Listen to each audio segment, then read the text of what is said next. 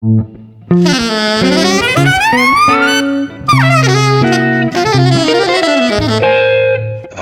Jazz. Thanks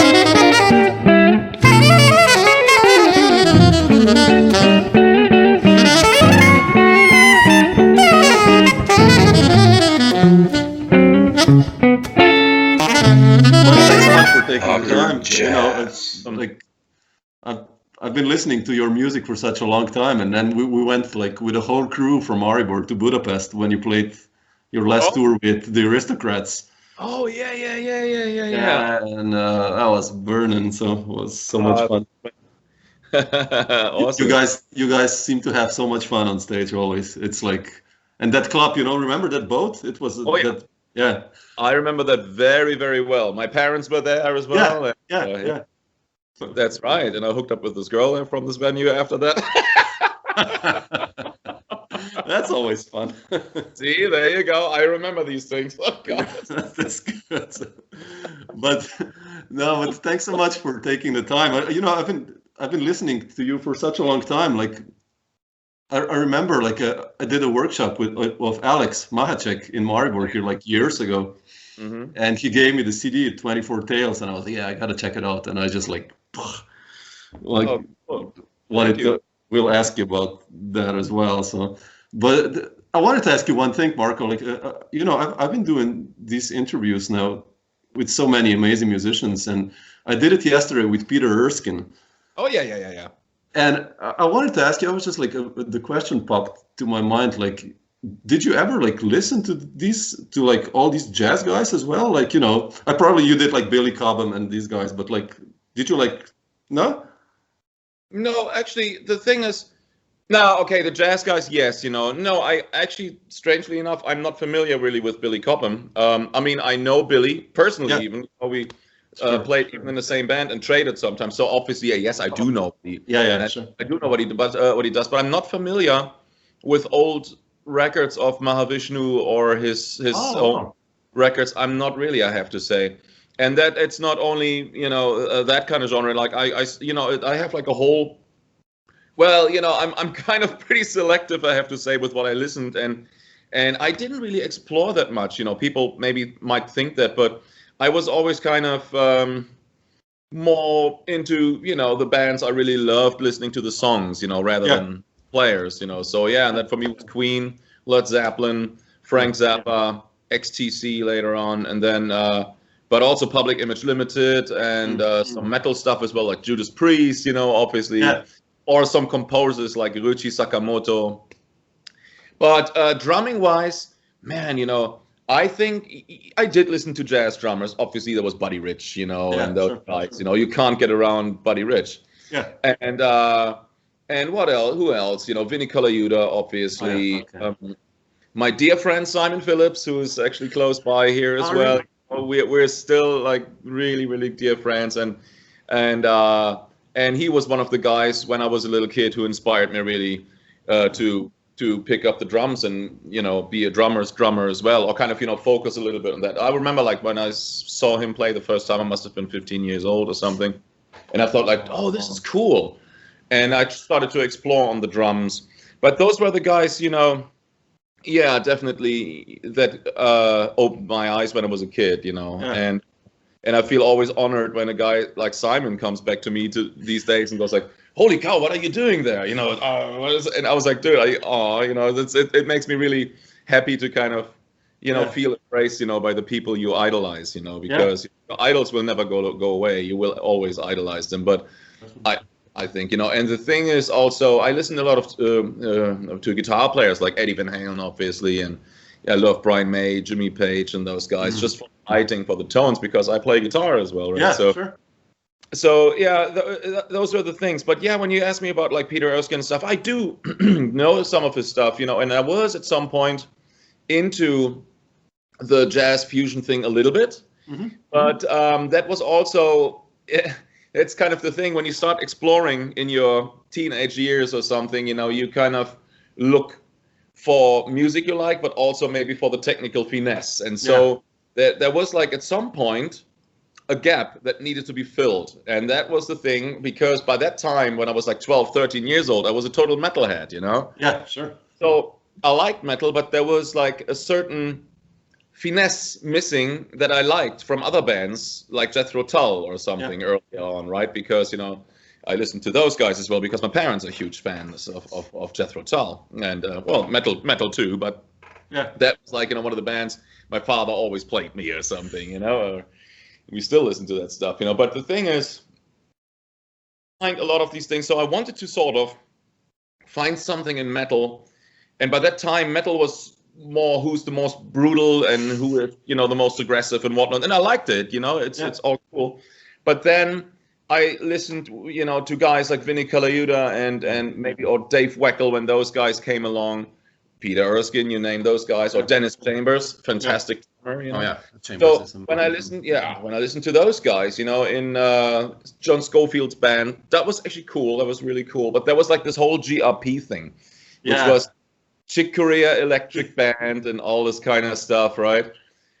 And well, as a kid, you want to learn, and I think like, oh yeah, I should listen to some of those songs, and I kind of learned them and played them, but I couldn't stand the music. Yeah, I was like, what you mean. Yeah. I was a long-haired metal guy and stuff, and it's everything sounded just so polished and so no edges and everything. There was no harmful, cool stuff. It was just like, you know, I mean, everything sounded clinical and behaved.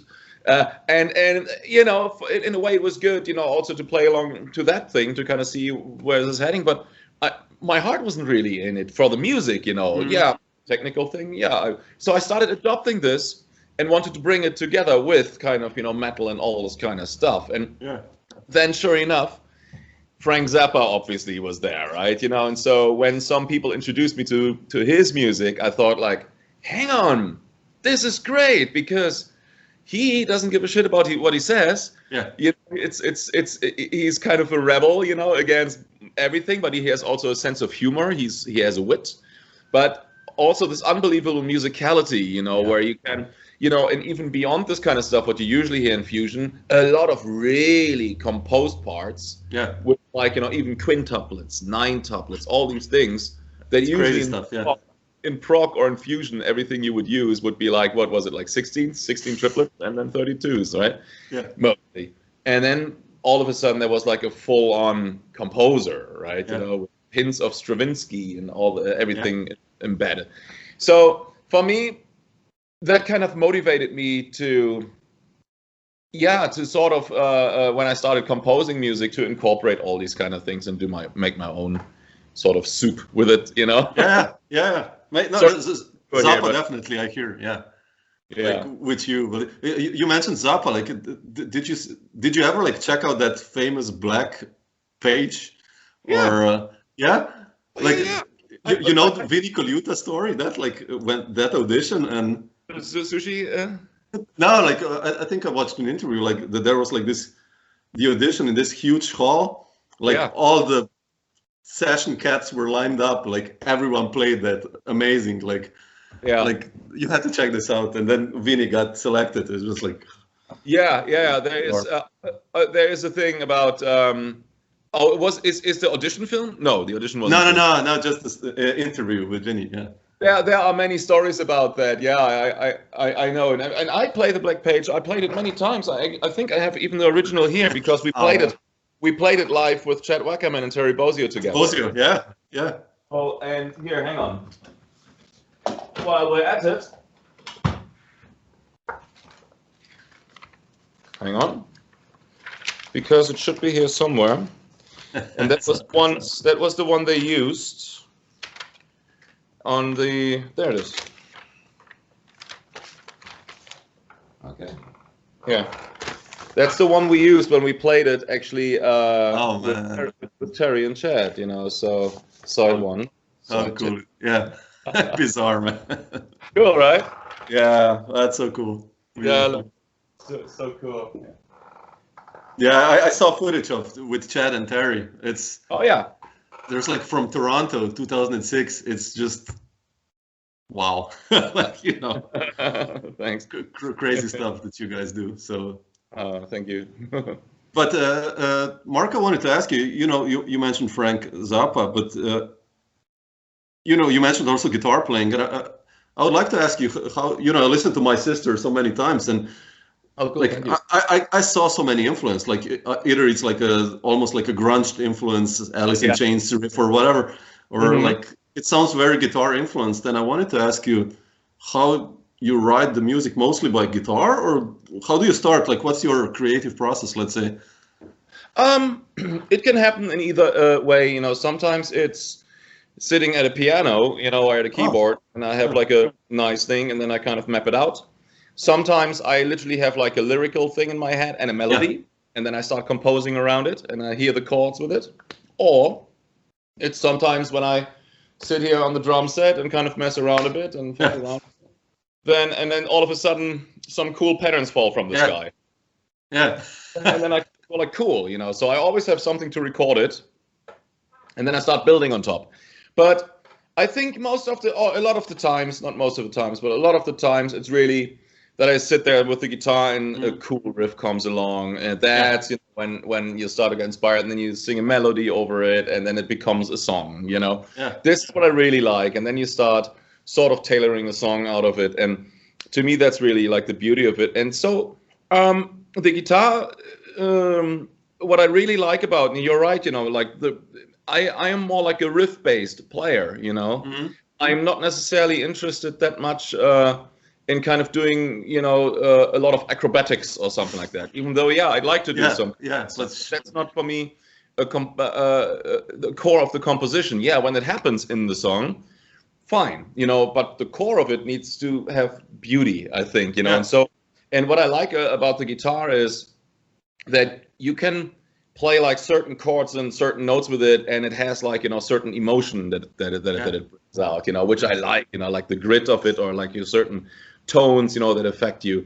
That's something I'm really into, I gotta say. And so and especially when you're kind of often labeled as a drummer, and then also like virtuosity combined with that whole kind of thing. I'm so happy that I can just prove with my albums that I'm actually a songwriter, and that people kind of stepped away from the whole thing going like, oh, he's this independence guy and he plays this and that and nobody can play what he plays, he's doing that kind of thing. It's like, no, that's not what this is all about. It's like, and it took me literally about like a decade a while ago, to really make sure that people know that I'm a songwriter. And I think I got there about like 10 years ago, maybe, or 12 years ago. But before that, they just were like, oh, he's this monster who does all this kind of stuff, right?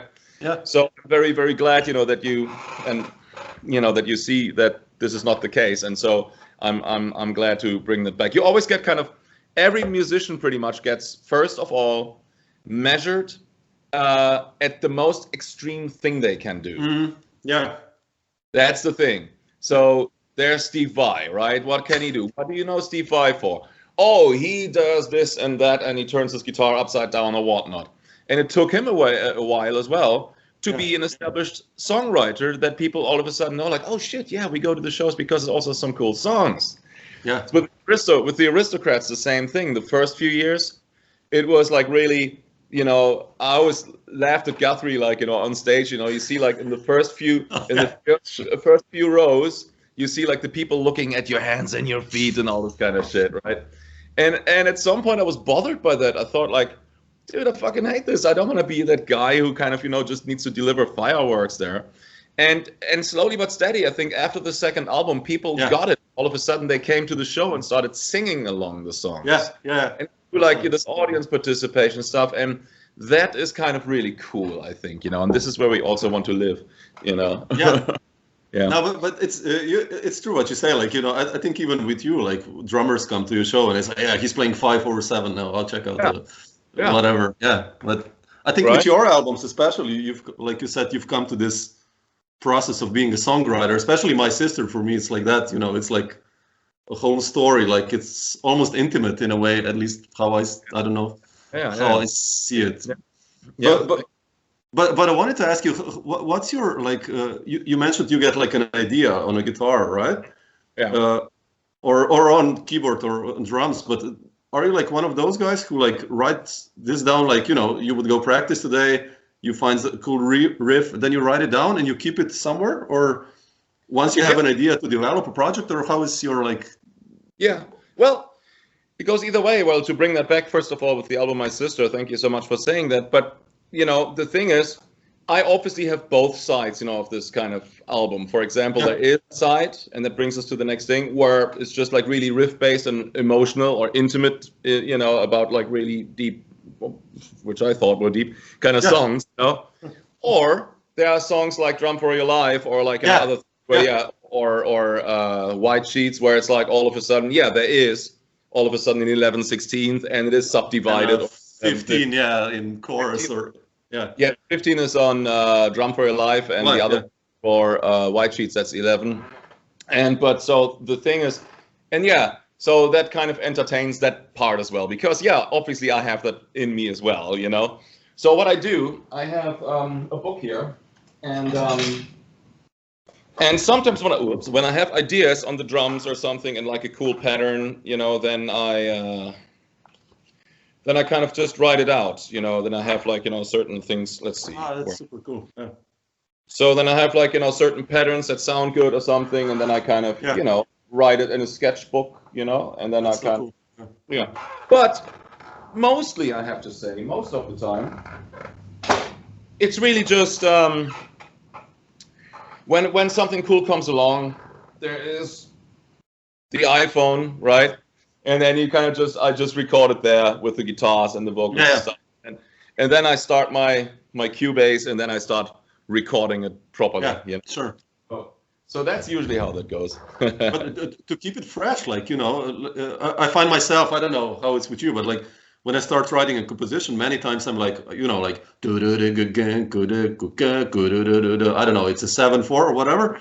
And then I'm like, fuck, you know, I think I've done something like that 12 years ago. How do you keep yourself fresh as a composer? Do you like constantly listen also to other music, or like how do you get ideas? I don't know. I never really got bored, you know, with writing stuff, you know, also from the guitar or from riffs. You know, I always find something that I think is worthy then kind of following up. So I think what happens is, as soon as a riff or a thing, you know, or a groove or something somehow touches you, you know, that's kind of when you know you should pursue it. If you kind of, you know, go with the mindset of, oh shit, this chord has been heard before, then you probably kind of, you know, could stop music, you know. Sure. But that's not the case. It's like it's the combination of all things, you know. It's like, you know, how to embed it into a groove, how to make it sound, you know, and how the melody kind of, you know, and what pace it goes, how the message of it is. So I love messing around with these things and combining them, especially on my latest album that I did with Randy McStine together, you know. I listened to it. It's amazing, man. Really cool thank stuff. you, man. Thanks. But that's where I had, I think, a few songs where I purposely had like the things with like, you know, some more complex riff, but then the chorus was like totally campfire chords all of a sudden, you know, and then like a beautiful melody onto it, and then back into like some other madness or something. And people loved this. They were all of a sudden, they could kind of, you know, latch onto a certain part, but then also, you know, find other parts where they go like, ooh, hang on, wait a minute, what's going on? And it's like I Don't Feel with Randy. Yeah, exactly. Man, I listened to it today. I was like, what? It's like, you know, it's so cool. I love that. Yeah. That was the thing. It started when I wrote it. It started, you know, with this picking riff, and then to ease, you know, to ease out, the chorus had, and I wanted the words to be heard, you know, because I had an important message in the lyrics there, you know, and so especially when the chorus kicks in, I didn't want to deflect from the lyrics. Yeah. And so I went straight from this kind of stuff, and it's a very busy verse. So, incredible. And all this kind of stuff, and then it goes bam, bam, you know, you need that. You need to kind of take a breather, and then it goes, you know, so back in. So thank you. but how do you do these compositions? Like, you know, even my sister, like, it's 10 minutes long, right? Or you have like with the Aristocrats that not come together. When we all come together, when it's like, you know, for me it sounds like Bella Fleck on steroids or something, you know. It's like countrywide. But how do you do all these compositions? Do you write it down like on a sheet, like a plan, how you plan it out, or you just start messing in Cubase and yeah.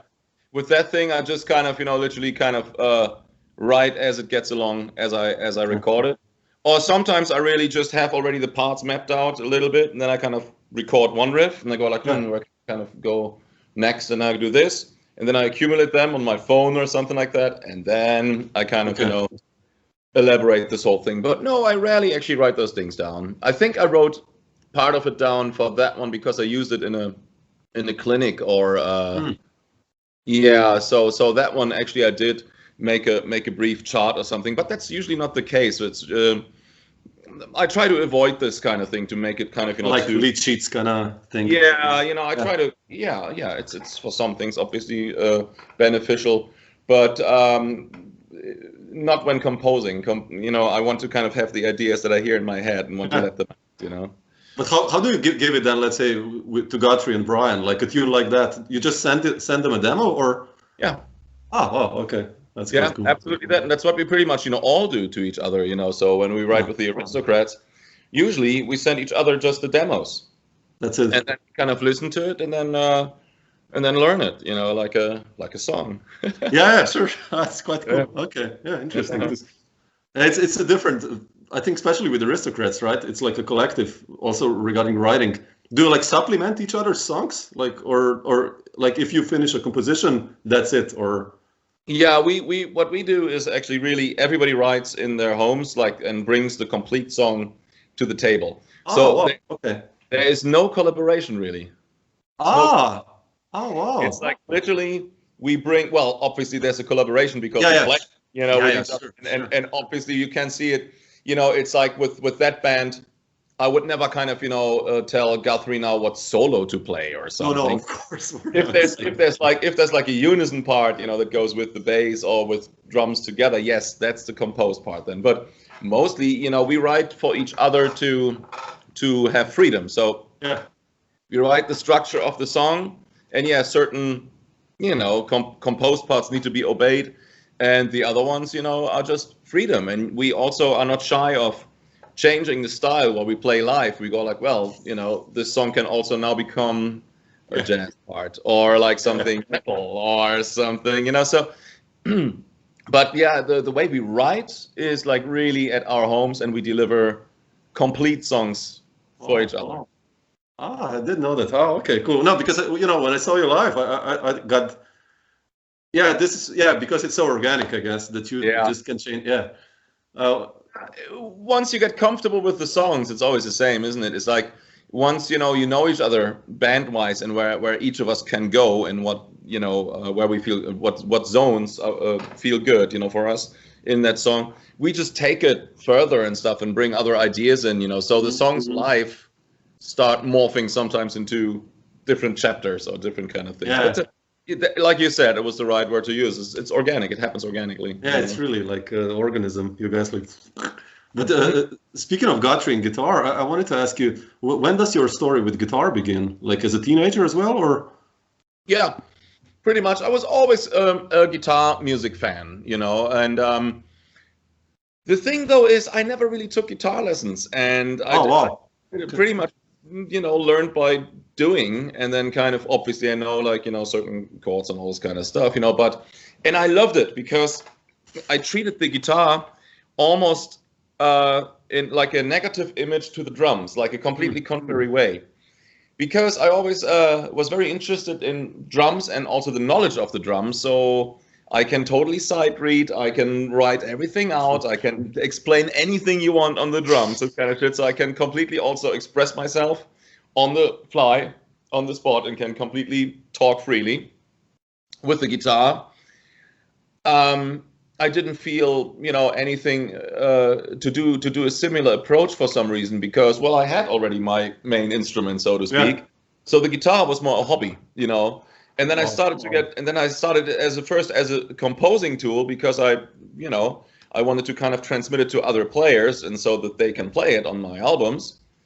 And then the more I kind of obviously started writing in my teenage years and stuff, the better I got on the guitars. And at some point, I was like, well, technically I can play the song then also myself, and this is what started, to go like, okay, let's do this. And then I fell in love with guitars. So all of a sudden the guitar thing became almost like a love confession. It's like, when you have a great guitar, isn't it, how good when you play, and it's like what you described with the whiskeys, and I'm the same way. You kind of go into many details and you know exactly what's going on. Wine as well, but that's the same with music instruments. You love playing a great sounding snare drum or kick drum, or how your cymbal sounds and all this kind of stuff. But with guitars, see, with the drums, there's always like a stick between you and the instrument. You kind of hit the instrument and you enjoy it. Guitar is actually a very intimate and personal instrument because your fingers are right on the strings and the wood. Yeah. And there's something, when you kind of go and you take like, really nice guitar, and you go like, man, that thing feels so good. And you just feel inspired playing. Yeah. And so then I started collecting guitars, and I think meanwhile I have like 50 something guitars. Seriously? Right? Oh yeah. What's your favorite? Like, I mean, like, you're like more a Strat man or everything has its purpose. Everything has its purpose. But I think I have some really nice Strats. I have some really nice Les Pauls. But I'm also I'm kind of a Tele guy, I have to say. Really? I love it, Tele. Yeah.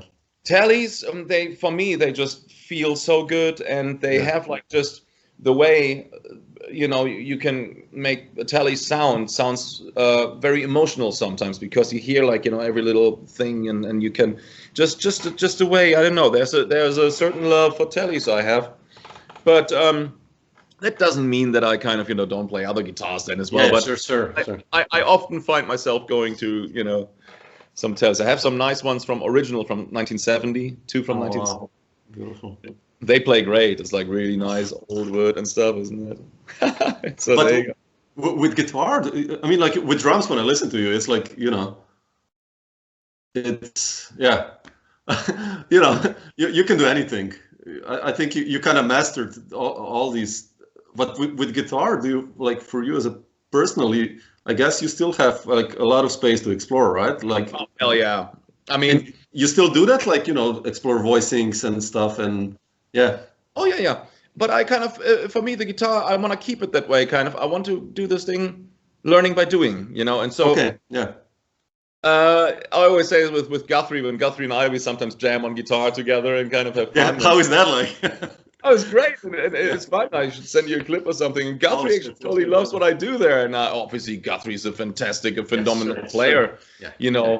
I could never do what he does. He's a real guitar player, but he kind of goes like, man, your right hand, because I have certain picking things that that other guitar players come to me sometimes and go like, what are you doing there? And I was like, what is this? And that's when the drummer probably comes out on the guitar, right? It's like, holy cow. It's like, okay. But so I would say, yeah, my right hand is actually pretty good on guitar. I can do like, very solid rhythms. And I saw the videos with Randy also, how you play. Like, it's quite cool. Yeah. Oh, thanks, man. Yeah, but my left hand is still sometimes shit. And that's kind of the thing. So that's where I kind of, when you see me, how I record, for example, I kind of really do it part by part sometimes, Sure. If it's an easy song, I can play through or something like that. But if I have some complex patterns or something, fuck yes, I gotta punch myself in. Sure, of course. That's, Yeah, of course, it's production of music and everything. Like, That's the thing. Right hand is kind of cool. Left hand, I need to develop still, But harmonically, did you like research on guitar, like like voicings and like, I don't know, C major 7 voicings and stuff like that? Everything, or? No, I didn't. I purposely sometimes like to leave it. Yeah. I like to leave it actually like with my ear. This is the thing. I think that the rhythmical background for a song, or for also musical knowledge, is, to me, I'm speaking for me now. I don't want to kind of talk for everyone, but was always more important than the harmony, because when you compose, the thing is, if you play an odd meter and you don't know the odd meter, then you have to kind of, just feel it and kind of play it and whatnot, but you can't really explain what it is, and the thing is, when you kind of want to explain it to a different musician and kind of, hey, sit on top of that, then they have to count it out, and maybe some people are getting it wrong and all this kind of shit. I think the awareness of what you're doing rhythmically is very important, so that you can paint on, it's your canvas, so that you can paint over it, it's, you're building a house.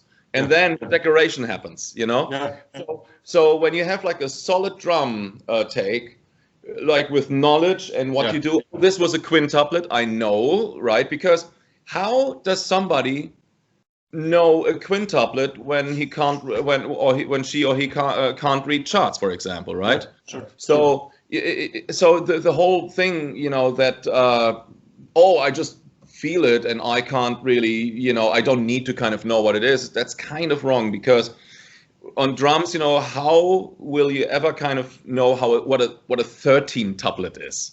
This is something that doesn't fall from the sky. You can maybe accidentally play it and try to kind of, but this is something you need to know, or 5/7/9 or this kind of stuff. That doesn't fall from the sky.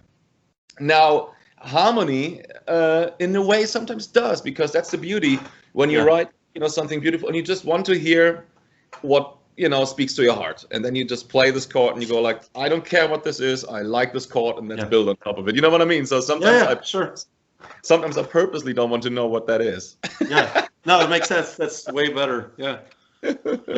But you mentioned like all these odd meters. I have to ask you that, because when I listen to you play, it's, like it sounds so natural. Obviously, you've practiced amazing amounts of hours into that, but like, how do you, well, I think it is, right?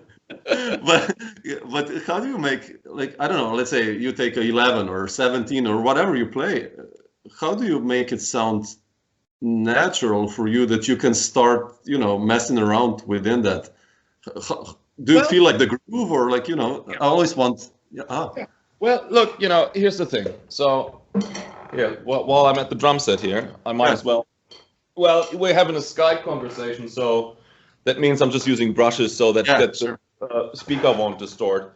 But so when I, let's say, play a 7, what do you want to hear? What odd meter are you interested in? Let's say 7, just to see like 7 or 17. Let's do 7. Maybe it will be easier for people. Like it's the easiest one, isn't it? That's easiest one. But that's fine. 7, obviously. I would subdivide it into groupings. That would first of all not take too much brain power, because if you count, so we do a 7/4 or 7/8 or 7/16. Let's do like, I don't know, like 4 plus 3 or something. Okay, cool. So you defined it already. So you kind of subdivide it. Subdivide it. So if I would kind of exactly do this. So, okay, we compose together. So you gave me basically right now a melody.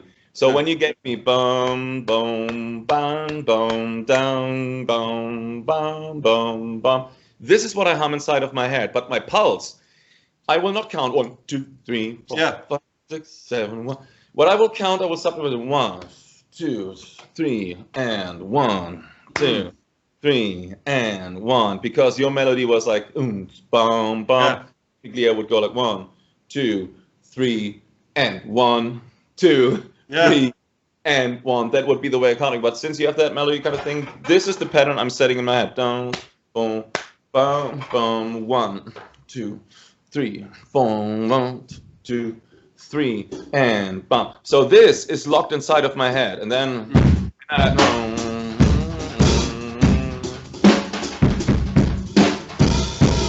And then you can kind of feel it on.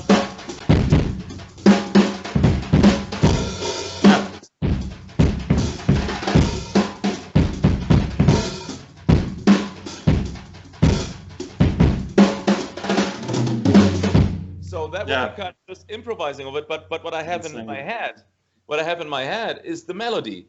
So for the ones, when I just explain it, obviously, and I start just soloing on top of it, if you lose the melody, you can't hear what I'm hearing inside of my head. So what maybe somebody should try when they want to do this on the drums and have creative freedom, or just free their mind with it, play the melody with one hand, and then put the groove on top of it. So what you're saying was like, right? And then,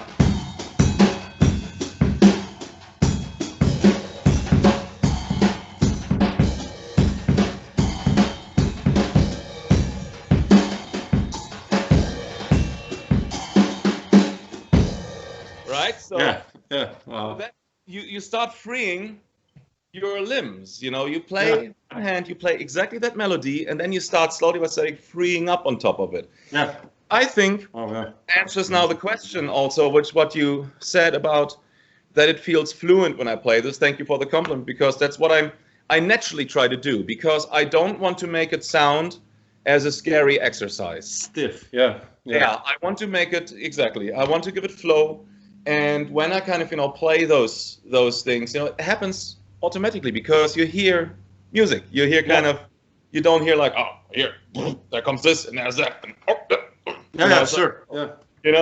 Make it sound nice. And incorporate dynamics. Sure. Yeah. So, yeah, man, that's like, no, man, seriously, it's just, it's amazing. I'm speechless then. But it's like, and it's the same with you, like, even if you have like a really fucked up structure, like a 19 or 17, you would do it the same way, right? Same way. If you kind of go for, what's a very ungrateful meter to play, let's say like a 13/16. Yeah, for instance. Which is like, really kind of small, spaces, gaps. So, no, don't be afraid of these things. I would always tell people, like, subdivide it in a compact way that it feels nice to you. So 13 would be like 2 times 4/16, and then actually 1 time 5/16, right? So you have 2 quarter notes and then 5/16. So it's like, so 1, 2. So 1, 2, 3, 4, 2, 2, 3, 4, 1, 2, 3, 4, 5, 1, 2, 3, 4, 2, 2, 3, 4, 1, 2, 3, 4, 5, ba ba ba ba ba ba da da da da da da bam. So I would first of all subdivide the quarters, obviously, and then 1, 2, 1, 2, 3, 4, 5, 1, 2, 1, 2, 3, 4, 5, 1. And then you would subdivide the 5 into a group of 2 and 3. Yeah, because it's also easier, because then 1, 2, 1, 2, 1, 2, 3, 1, 2, 1, 2, 1, 2, 3, 1, 2, 1, 2, 1, 2, 3, 1. And then, start even kind of just letting go of the 16th note, and then you can hum the melody again, like what we just did with that. Yeah, sure. That's so cool. Bum, bum, bum, bum, bum, bum. Bum, bum, bum. And now the melody that you just hummed, we kind of transform it from a 7 into a 13/16. 13, yeah, which is quite close, yeah. And then you start with a dum dum dum.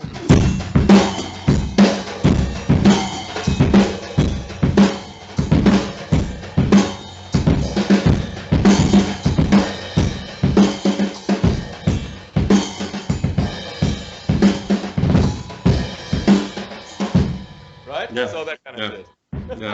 Damn, man. It's we have to do that guitar orchestra, man. We should. My kids will, my students will love this. I wrote it's like a guitar orchestra of 30 guitars. Amazing. And it's everything is odd meters, right? And then it's like tunes that, I don't know, the structure is 70 and one line is like 10 in 10, then the bass plays a groove in 7. Oh, wow. And then, it's like polyrhythmic stuff. And, I heard you like it's like a groove, I don't know, like, let's say it would be like, dun, gun, gun, gun. And like 5 guitars would play over it, like, and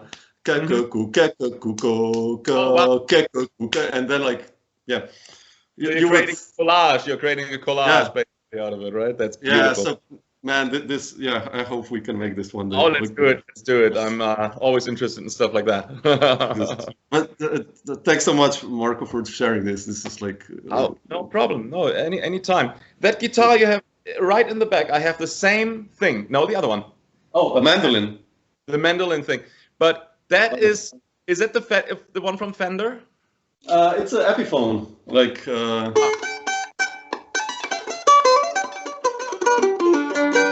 It's a nice one, like 700 euro, like quite cool. I love it. I started playing it 2 years ago, and I love it. Yeah, I have that same thing, but from Fender. Oh yeah. Yeah. So it's kind of strange, so they gave me one of those there. Somehow I kind of ended up in my collection here. So that when I spotted it, I was like, and I use it sometimes. You hear it on albums like My Sister or on the ones that to kind of just sometimes when it's slow melodies to kind of double a guitar with it or something, just that sticks out a little bit, as a hook. When you talk about this studio work, you look like a small child. It seems like you're having so much fun with you do that. I love that. It's for me like a great passion. For me, music or everything that's tied to it was being like a kid in the candy store always, and it never ends. I guess it's like the same with my vinyl record collection, or like my CD box sets or something, or guitars. I get totally obsessed about these things in a good way. Same with wines. I became a wine collector, and I kind of totally find out what it is, and it tastes great, or what you do there right now. But but and music, that's to me the same thing still. Like it's never work. It's always fun, and I guess that's really kind of important, that people should see these things, that as soon as something bothers you that you do, don't do it, or kind of, as soon as it becomes work, it would be strange, right? I mean, you need to find passion, if it makes sense. Yeah, sure. No, sure, definitely. But I wanted to ask you, like you mentioned work now, and you've done all these records on your own label. Yeah. And like, I've spoken to so many musicians, like, Peter Erskine has a label for 20 years, and all more and more jazz guys or from Prague or whatever kind of music are doing it. And I wanted to ask you, how is it like for you what does it take to have a label? Is it easier now? I mean, now you created like kind of a following, and, I guess it's easier, but how is it like for you to have a label? I mean, what are the advantages? Oh, meanwhile, when you say somebody has a label, it's like kind of, you probably have your own publishing, right? Sure. Then you release your own CDs and distribute it through sources like Burning Shed or CD Baby or Bandcamp. And they do it. Or CD Baby distributes it then to Amazon and all those other kind of retailers. Yeah, exactly. And like I mentioned, Burning Shed or Marquee in Japan. Yeah. So, to be very honest, it's the comfort, meanwhile, of living, in the age of like the internet distribution. And if you, like you rightfully said, if you kind of have already a following, or you created a following, then it's easier said than done. Obviously you kind of make a few posts, and your hardcore fans, they buy the records, and it basically finances itself, or you make even some money on the top of it. So that's a good thing.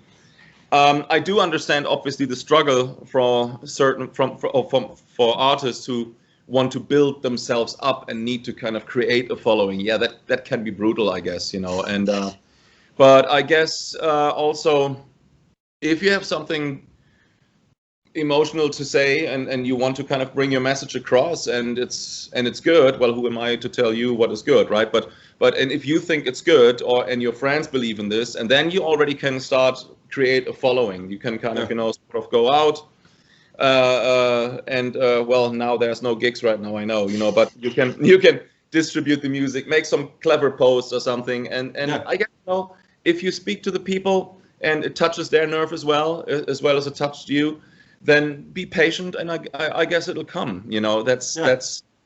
That's the thing. Just don't give up, and don't try to be someone you are not. And that's the mistake that I guess people sometimes do. They try to run after something that somebody else did to maybe hop on the wagon and succeed. But this is not how music works. You gotta dare, right? You gotta, like what you said with what you just wrote for the guitar, 30 guitars or something like that. It's a clever and good idea, because that's unique. You don't get these offers every day where somebody comes to you and goes like, hey, you want to kind of join my guitar camp where I compose music actually for 30 guitars in a collage, Yeah, sure. But that's tempting, Yeah. It's good. No, but you did you ever like with your bands? I mean, I know in Europe you've been with the Aristocrats mostly, but did you also go with your own group, like as a band leader, like Marco Minnemann group or? No. Sometimes what I did was putting like bands together and then kind of playing each of our songs and also mine them. We did this with Mohini Day and Pliny the guitar player. Yeah, I love Pliny. Shows. And that's what we played each of our material, and to be very honest, we did this actually with the Aristocrats as well. That's actually how we basically started. We were playing our solo material. I didn't know that. Wow. Oh yeah. We're in that trio as well, and that was kind of cool. I did this a few times, and then there was like I did this in India with Mohini Day again, and Rhythm Shaw. He's a guitar player. He's very cool from India, and both of them sang as well, so we could literally translate off the songs with vocals. Yeah. So yeah, on and off this happens, But again, I'm more like, when you hear my music, or the records also with Randy or something, we're a little more like XTC, the band or something like that, who were like mainly a studio band and collaborating and doing something, And so that's really my mission when it comes to the studio stuff. I separate that, like that's the studio thing, and I'm not shy of overdubbing and creating anything that could, the song doesn't have to be played live, because now I can experiment and have the freedom to do whatever I want. Yeah, that's cool. Yeah, and if it's playable or translatable as a band format, we'll bring it to the stage at some point. Then, and we always do somehow. Yeah, but sure. To go back to the question, no, I never did like a tour that says like Marco Minnemann plays. I don't know. Nobody would come. Huh? Oh, come on! No. It would be more people on stage than in the audience, huh? No, kidding. No. But you like being like compared to being a side person or a collaborator. Like, what do you prefer more? Like being, well, I guess a band leader. Like doing your own stuff, or do you feel really like a challenge when someone gives you a project to play on, or what do you prefer more, like, or if there's like you like both, I guess. But I like both, because the thing is, I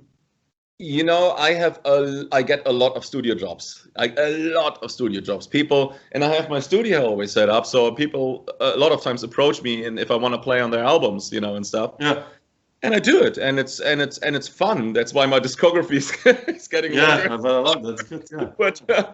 But it's fun, and I love it to kind of sit back, excuse me, and kind of just deliver something that somebody else wrote and be and groove to it or play to it. Some stuff is complex. Some people send me beautiful stuff, like this guy Jan Riviera, who's like this really great guitar player, and we're just doing an album, and a lot of things most of it is completely charted out, and very well to read. It's very well readable. I have some examples here as well, but you can find them on my Instagram as well. There's I'll check it out. Things I posted, and you see when you listen to it, those are things. Yeah, he has like the quintuplets kind of stuff, or 13 tuplets as well.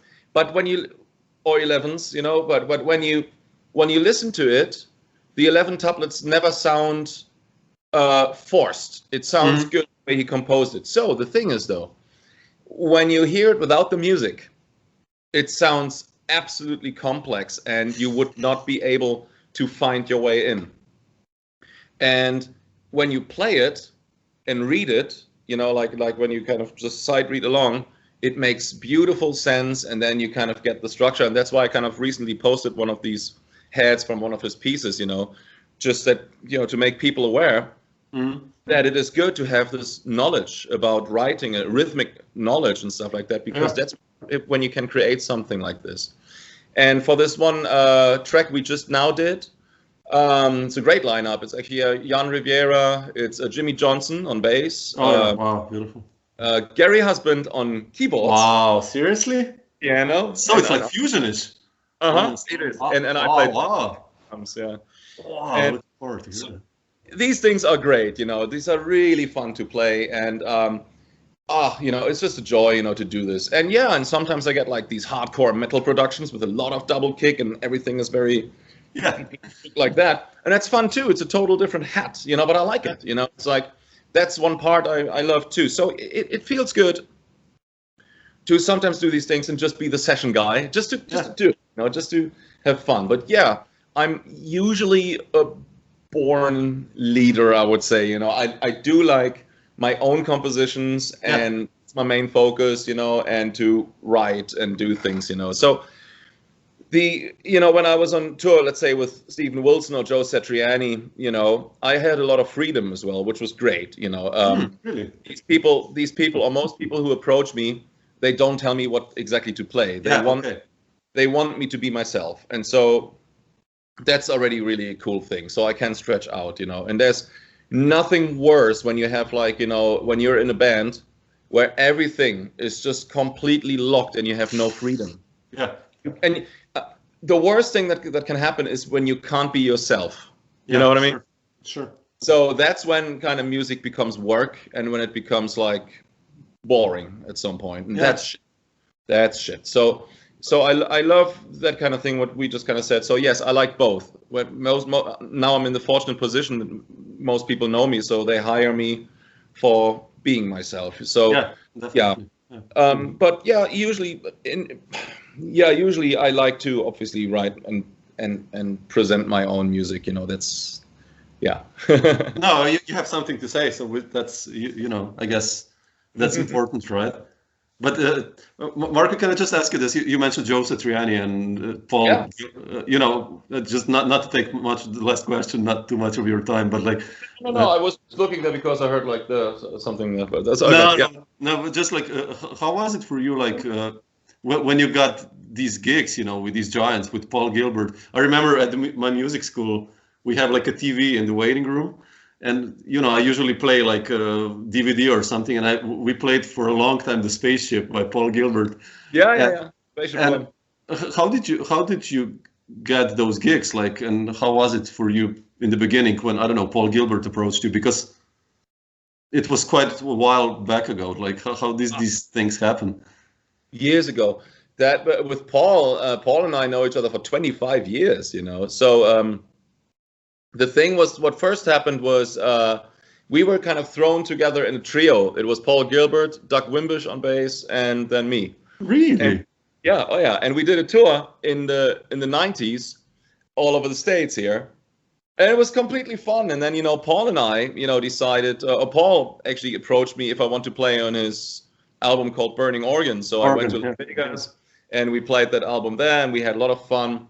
And then we did an album right after, which is called Spaceship One, and then we recorded an additional live DVD, the one with the spacesuits on. And I love that. So yeah, excuse me, that was fun. And Paul and I, we still, you know, communicate, and you never know, some things might happen that we played on many occasions together. And it's the same with Joe Satriani. Joe approached me also, you know, just to have me basically in the band. I think it started me not filling in, I guess. Yeah, no. I wasn't filling in for something. Somebody couldn't do it, and somebody recommended me, and he heard my playing or something, and he goes like, "Oh wow," and he loved what I did, and then he recommended me also for other studio gigs. And that was actually a very, very nice thing. And I remember, like, this band came to me with this one producer who works with Joe. And he said, like, "Hey, we heard of you from Joe." I was like, "Really?" And by that time, I wasn't even in Joe's band. And Joe said, and he said, like, "Yeah, Joe recommended you." I was like, "Oh, that's very kind. I just met him once briefly while I was playing with Adrian Belew in Milano. And we were doing a thing. We were opening that night for Joe. And that was years ago. That was like 15 years ago almost. Wow. And that's when the only time I really met Joe. And then he started talking so nice about me. So he must have heard me there or something, and he liked it, I guess. And Joe said to this guy, he says, "Oh, I can recommend you two guys. Like, take like Vinny Colaiuta or Marco Minnemann." And I was like, "Wow, he said that?" He said that? I was like, "Dude, I feel honored, you know, because obviously Vinny, you know, is man, when I was 12, 13, 14 years old, Vinny was everybody's hero. Yeah, well, and he's my hero as well, yeah. And still is, right? You know, Vinny did so many cool things. You know, see guys like Vinny and Simon Phillips, also like Buddy Rich, obviously those guys, you know, or Dennis Chambers, you know, there are so many great players out there that I also Neil Peart, you know, the great Neil Peart, you know, Stuart Copeland, John Bonham. Those guys have such a iconic value, you know. Yeah. And it doesn't matter, you know, where they are now or what they do or whatnot. They don't owe us anything. Those players don't owe us anything, you know, and that's kind of the most important thing.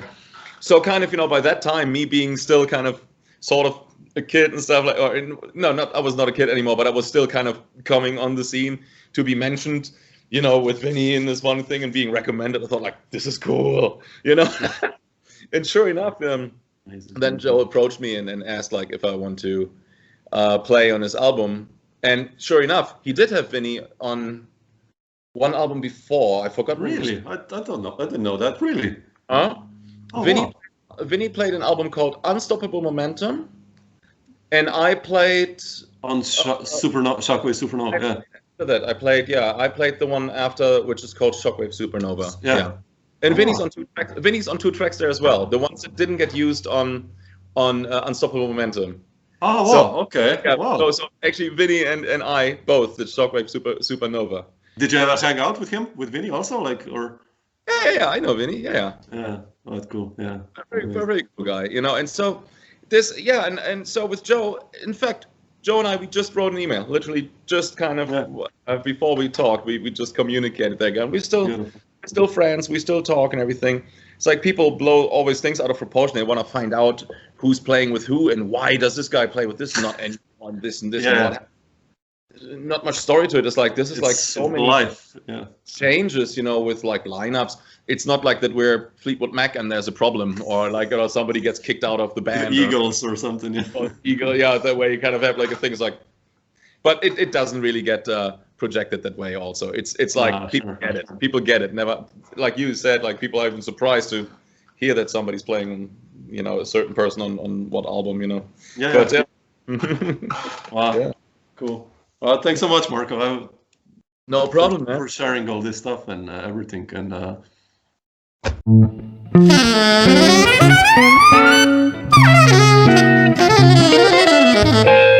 Dr. Jazz.